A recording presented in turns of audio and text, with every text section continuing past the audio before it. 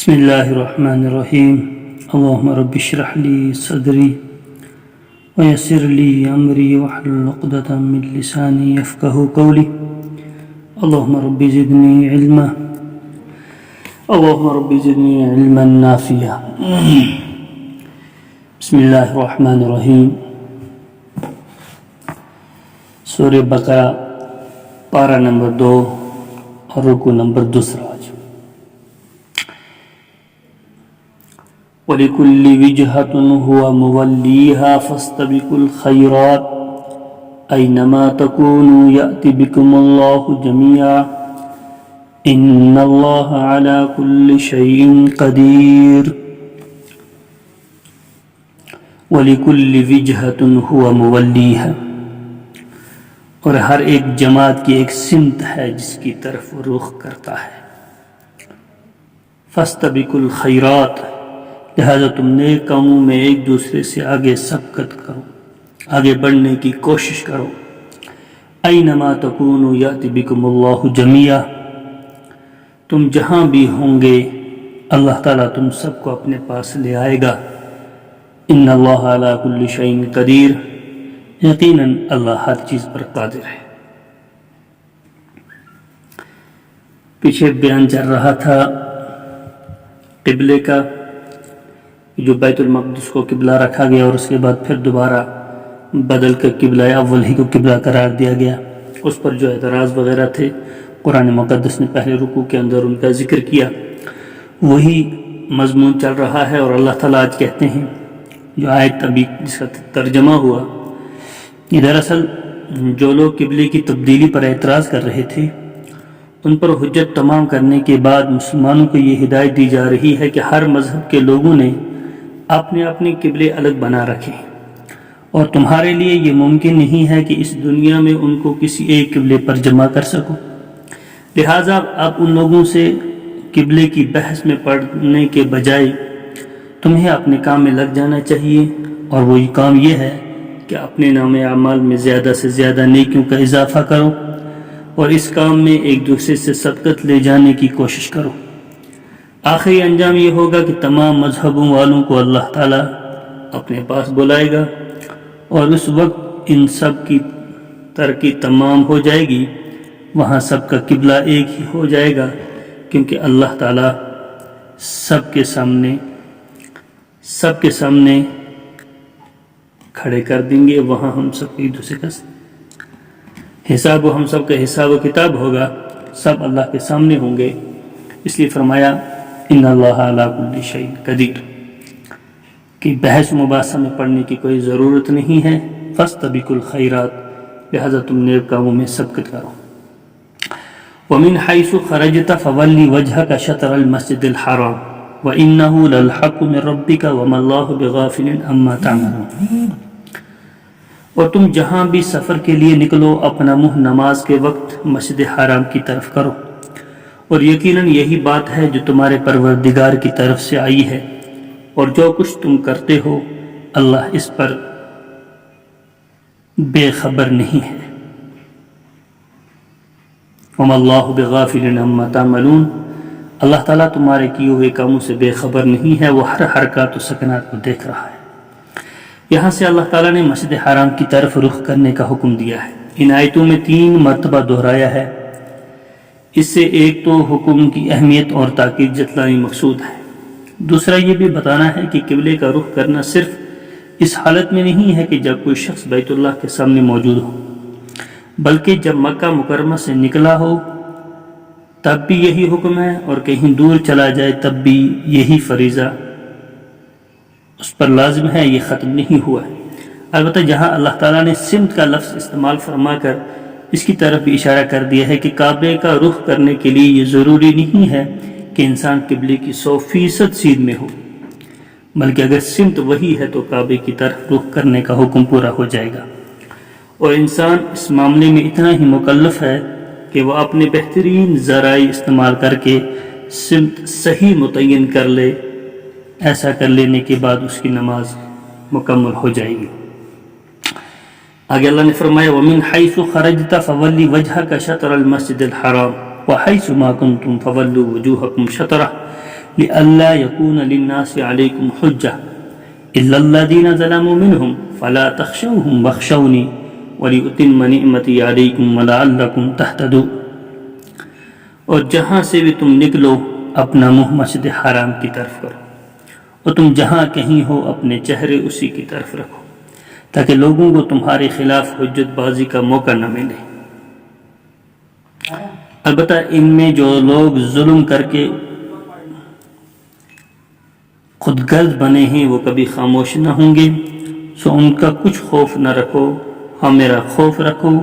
تاکہ میں تم پر اپنا انعام مکمل کر دوں اور تاکہ تم ہدایت حاصل کر لو. اس آیت کا مقصد کیا ہے؟ اس آیت کا مطلب یہ ہے کہ جہاں بیت المقدس قبلہ تھا، یہودی یہ حجت کرتے تھے کہ دیکھو تمہارا دین برحق ہے، کہ ہمارا دین جو ہے یہ برحق دین ہے، اس لیے یہ لوگ ہمارے قبلے کو اختیار کرنے پر مجبور ہوئے. اور مشرکین مکہ یہ بحث کرتے تھے کہ مسلمان اپنے آپ کو حضرت ابراہیم علیہ السلام کا متبع کہتے ہیں، مگر انہوں نے ابراہیمی قبلے کو چھوڑ کر ان سے سنگین انحراف کر لیا ہے. اب جب کہ قبلے کی تبدیلی میں جو مصلحت تھی وہ حاصل ہو گئی اور اس کے بعد مسلمان ہمیشہ کے لیے کعبے کو قبلہ قرار دے کر اس پر عمل پیرا ہوں گے تو ان دونوں کی حجتیں ختم ہو جائیں گی. البتہ وہ کٹ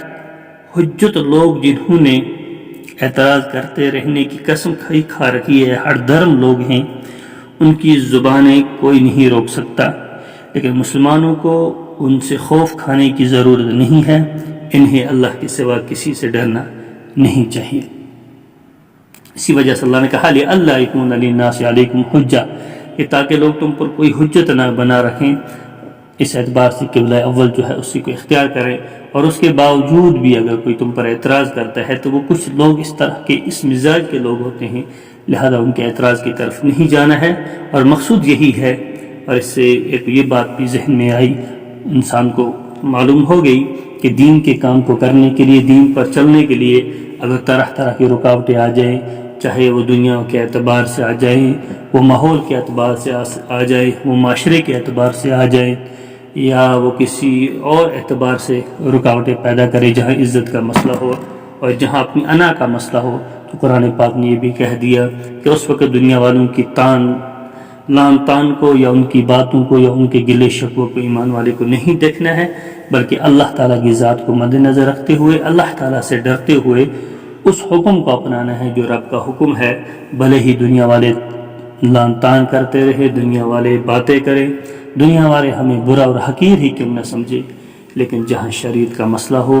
جہاں اللہ تعالیٰ کا حکم اور مخلوق کا حکم ٹکرا جائے تو وہاں اللہ تعالیٰ کے حکم کو ماننا ہے، شریعت کو ماننا ہے، شریعت پر زندگی گزارنے کی ایمان والا کوشش کرے. اور بھلے ہی اس وقت راستے میں کتنی ہی رکاوٹیں آ جائے، ایمان والوں کو رکاوٹوں سے کوئی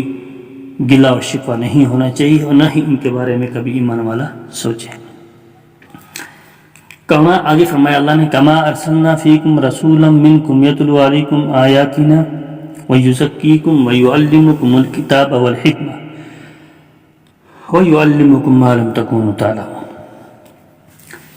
یہ انعام ایسا ہی ہے، کما یہ ویسا ہی انعام ہے جیسے ہم نے تمہارے درمیان تم ہی میں سے ایک رسول بھیجا جو تمہارے سامنے ہماری آیتوں کی تلاوت کرتا ہے اور تمہیں پاکیزہ بناتا ہے اور تمام کتاب اور حکمت کی تعلیم بھی دیتا ہے. اور اس سے مراد جناب رسول پاک صلی اللہ علیہ وسلم کی ذات اطہار ہے. حضرت ابراہیم علیہ السلام نے کعبہ کی تعمیر کے وقت دو دعائیں کی تھی. ایک یہ کہ ہماری نسل سے ایسی امت پیدا فرما جو آپ کی مکمل فرما بردار ہو، اور دوسری یہ کہ ان میں سے ایک ایسا رسول بھیجے جو انہی میں سے ہو اور آنے کے بعد ان کو آپ کی توحید بیان کرے. اللہ تعالیٰ نے پہلی دعا اس طرح قبول فرمائی کہ امت محمدیہ میں صلی اللہ علیہ وسلم کو معتدل امت قرار دے کر پیدا فرمایا. جو امت آئی یہ بڑی اعتدال والی معتدل امت آئی، اور قرآن مقدس نے بھی اسے کہا کہ ایک معتدل امت قرار دیا گیا ہے. پچھلی ہی آیت کے اندر اللہ تعالیٰ نے اس کا حکم دیا ہے کہ ایسی امت ہے جو امت وَكَذَلِكَ جَعَلْنَاكُمْ أُمَّةً وَسَطًا لِتَكُونُوا شُهَدَاءَ اللہ نے یہ گواہی دی اس امت کے بارے میں، بڑی معتدل ایک امت ہے۔ یہ دعا تو اللہ تعالیٰ نے سیدنا ابراہیم علیہ السلام کی قبول فرمائی، اس طرح ہو۔ اب اللہ تعالیٰ فرماتے ہیں کہ جس طرح ہم نے حضرت ابراہیم علیہ السلام کی دعا قبول کرتے ہوئے تم پر یہ انعام فرمایا کہ تمہیں معتدل امت بنا کر آئندہ ہمیشہ کے لیے انسانیت کی رہنمائی عطا فرمائی، جس کی ایک اہم علامت یہ بھی ہے کہ ہمیشہ کے لیے کعبے کو قبلہ بنا دیا گیا، کعبے کو ہمیشہ کے لیے ایک قبلہ قرار دیا گیا ہے۔ اسی طرح ہم نے حضرت ابراہیم علیہ السلام کی دوسری دعا قبول کرتے ہوئے رسول اکرم صلی اللہ علیہ وسلم کو تمہارے درمیان بھیج دیا ہے، جو انہی خصوصیات اور فرائض منصبی کے حامل ہیں جو حضرت ابراہیم علیہ السلام نے ان کے لیے مانگے تھے۔ ان میں سے پہلا فریضہ تلاوت آیات ہے۔ اس سے معلوم ہوا کہ قرآن کریم کی آیات کو تلاوت کرنا بذات خود ایک مقصد اور ایک نیکی ہے، خواہ تلاوت آیات بغیر سمجھے کی جائیں، کیونکہ قرآن کے معنی کی تعلیم آگے ایک مستقل فریضے کے طور پر بیان کی گئی ہے۔ دوسرا مقصد قرآن کریم کی تعلیم ہے۔ اس سے یہ بات واضح ہوتی ہے کہ حضرت صلی اللہ علیہ وسلم کی تعلیم کے بغیر قرآن کریم کو ٹھیک اور صحیح طرح سمجھنا ممکن نہیں ہے، اور یہ کہ صرف ترجمہ پڑھ لینے سے قرآن کریم کی صحیح سمجھ حاصل ہو جائے، ایسا ممکن نہیں ہے، کیونکہ اہل عرب عربی زبان سے خوب واقف تھے، انہیں ترجمہ سکھانے کے لیے کسی استاد کی ضرورت نہیں تھی۔ تیسرے آپ کا فریضہ یہ بتایا گیا ہے کہ آپ حکمت کی تعلیم دیں گے۔ اس سے معلوم ہوا کہ حکمت و دانائی اور عقل مندی وہی ہے جو حضرت صلی اللہ علیہ وسلم نے تلقین فرمائی ہے۔ اس سے نہ صرف آپ کی احادیث کا حجت ہونا معلوم ہوتا ہے، بلکہ یہ بھی واضح ہو جاتا ہے کہ اگر آپ کا کوئی حکم کسی کو اپنی عقل کے لحاظ سے حکمت کے خلاف محسوس ہو تو اعتبار اس کی عقل کا نہیں بلکہ حضرت صلی اللہ علیہ وسلم کی سکھائی ہوئی حکمت کا ہے۔ چوتھا فریضہ یہ بتایا گیا ہے کہ آپ لوگوں کو پاکیزہ بنائیں۔ اس سے مراد آپ کی عملی تربیت ہے۔ اس کے ذریعے آپ نے صحابہ کرام رضوان اللہ تعالی علیہم اجمعین کے اخلاق و باطنی صفات کو گندے جذبات سے پاک کر کے انہیں اعلیٰ درجے کی خصوصیات سے آراستہ فرمایا۔ اس سے معلوم ہوا ہے کہ قرآن و سنت کا صرف کتابی علم بھی انسان کی اصلاح کے لیے کافی نہیں ہے جب تک اس نے اس علم کو اپنی زندگی میں نافذ کرنے کی عملی تربیت نہ کی ہو۔ حضرت صلی اللہ علیہ وسلم نے صحابہ کو اپنی صحبت سے سرفراز فرما کر ان کی تربیت فرمائی، پھر صحابہ نے تابعین اور تبع تابعین کی اسی طرح تربیت کی، اور یہ سلسلہ صدیوں سے اسی طرح چلتا آیا ہے۔ نبی علیہ السلام نے صحابہ کی، صحابہ نے تابعین کی، تابعین نے تبع تابعین کو، تبع تابعین سے آج تک یہ سلسلہ چلتا آ رہا ہے۔ باطنی اخلاق کی اسی تربیت کا علم احسان یا تزکیہ کہلاتا ہے، اور تصوف بھی در حقیقت اسی علم کا نام تھا، اگرچہ بعض نااہلوں نے اس میں غلط خیالات کی ملاوٹ کر کے بعض مرتبہ اس پہ خراب بھی کر دیا ہے، لیکن اس کی اصل یہی تزکیہ ہے جس کا ذکر قرآن کریم نے یہاں فرمایا ہے، اور ہر دور میں تصوف کی اصل حقیقت کو سمجھ کر اس پر عمل کرنے والے ہمیشہ موجود رہتے۔ آگے اللہ تعالیٰ نے فرمایا فَاذْكُرُونِي أَذْكُرُكُمْ وَاشْكُرُوا لِي وَلَا تَكْفُرُوا، اور تمہیں وہ باتیں سکھاتا ہے جو تم نہیں جانتے ہو، لہذا مجھے یاد کرو، میں تمہیں یاد رکھوں گا، تم میرا شکریہ ادا کرو اور میری ناشکری نہ کرو۔ فَاذْكُرُونِي أَذْكُرُكُمْ، مجھے یاد کرو، اذکرکم، تم میرا ذکر کرتے رہو، میں تمہیں ہمیشہ یاد رکھوں گا، فرشتوں میں تمہارا ذکر کرتا رہوں گا، تمہیں یاد رکھوں گا۔ اور حدیث پاک کے اندر ایک جگہ آیا ہے کہ اللہ تعالیٰ نے بندوں سے فرمایا کہ میرا بندہ جس طرح مجھے یاد کرے گا میں اس طرح اسے یاد کروں، وہ مجھے تنہائی میں یاد کرے میں اسے تنہائی میں یاد کروں، وہ مجھے مجمع میں یاد کرے گا میں فرشتوں میں اس کا ذکر کروں گا۔ وَاشْكُرُوا لِي وَلَا تَكْفُرُوا، میرا شکریہ ادا کرو، میری ناشکری نہ کرنا۔ اللہ تعالیٰ کی دی ہوئی ہر ایک چیز پر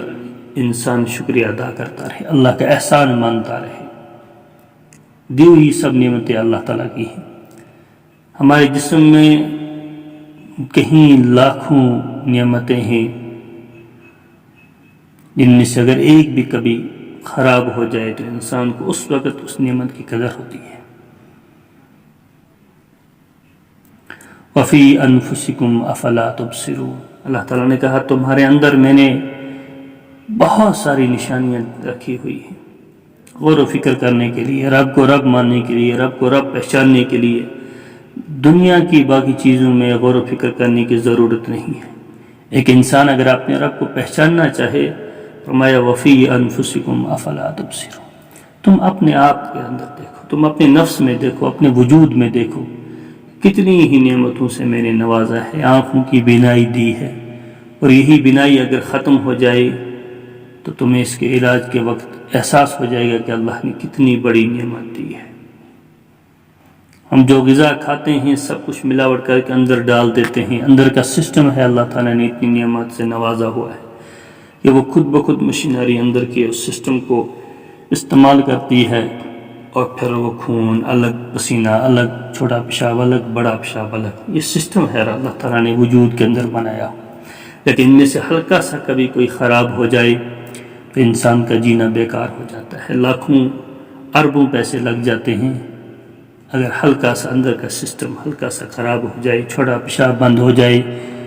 چھوٹے پیشاب کی نالی جام ہو جائے، یا ہاضمے میں ادھر ادھر کا سسٹم ہو جائے تو انسان پوری زندگی بیکار ہو جاتا ہے۔ یہ سب کچھ دی ہوئی نعمتیں اللہ تعالیٰ کی ہیں، ان نعمتوں کا احسان بھی جتلانا ہے، اللہ کا شکریہ ادا بھی کرنا ہے۔ وَلَا تَكْفُرُونَ، فرمایا ناشکری نہ کرنا۔ اور اگر بندہ ناشکر بن گیا تو اللہ تعالیٰ بھی پھر بلا دیتا ہے، اور جسے اللہ تعالیٰ بلا دے پھر دنیا میں وہ کبھی بھی کامیاب نہیں اور کامیابی کی راہ پر نہیں چل سکتا۔ اللہ تعالیٰ سے دعا ہے کہ اللہ تبارک و تعالیٰ سننے سے زیادہ ہم سب کو اس پر عمل کرنے کی توفیق عطا فرمائے۔ دوسرا رکوع مکمل ہو گیا، اللہ تعالیٰ نے زندگی رکھی، انشاءاللہ آئندہ اگلا رکوع شروع کریں گے۔ سبحان ربک رب العزت عما یصفون وسلام علی المرسلین والحمد للہ رب العالمین۔